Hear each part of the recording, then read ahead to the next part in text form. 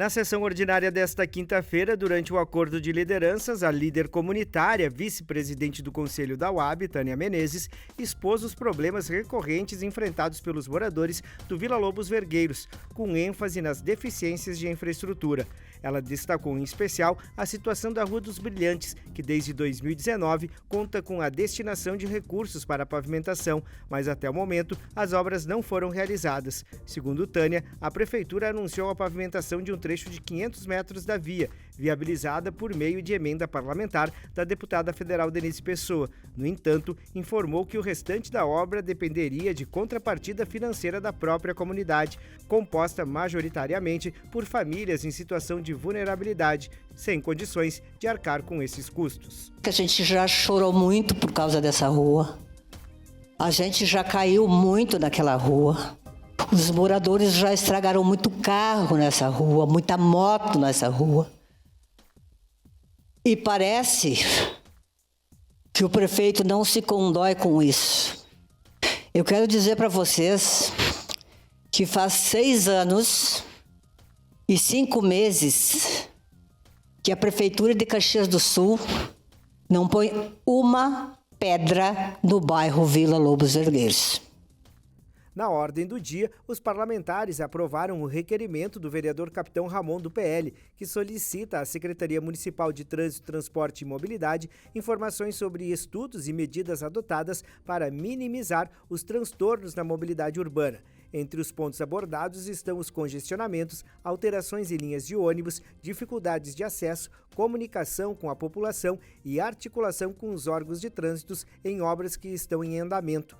A solicitação se fundamenta em relatos da comunidade em um ofício encaminhado pelo autor em 5 de maio de 2025, no qual solicitava ações para melhorar o fluxo viário na Zona Leste, pedido que foi negado sob justificativa de ausência de estudos técnicos. O vereador Sandro Fantinel do PL fez um resumo das atividades realizadas em recente viagem à capital federal.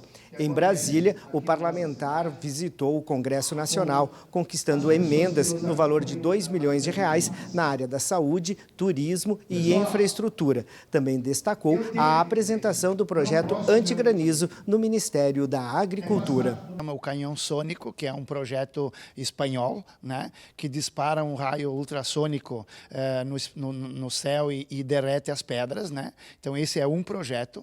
E tem um outro projeto, então, que é o iodeto de prata, tá? Que é também disparado através de um equipamento que dispara nas nuvens e dissipa as pedras. São 2 equipamentos, um tem uma abrangência maior, porém também um custo maior, o outro tem uma abrangência menor, mas um custo também menor. Nós apresentamos os 2 projetos, eles tiveram interesse de estudar os 2, né?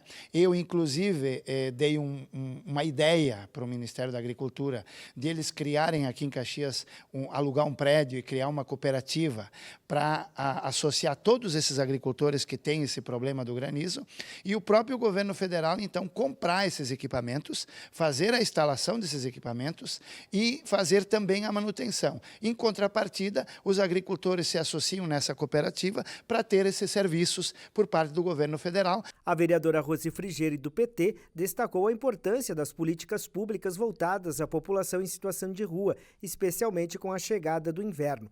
Ela ressaltou a necessidade de espaços públicos adequados, como o recentemente anunciado em Vacaria, para acolher essas pessoas durante os períodos de frio intenso. A parlamentar também mencionou a iniciativa da sociedade civil, como a Fundação Caxias, que pretende nos próximos dias abrir 100 vagas de acolhimento na antiga malharia Stumpf.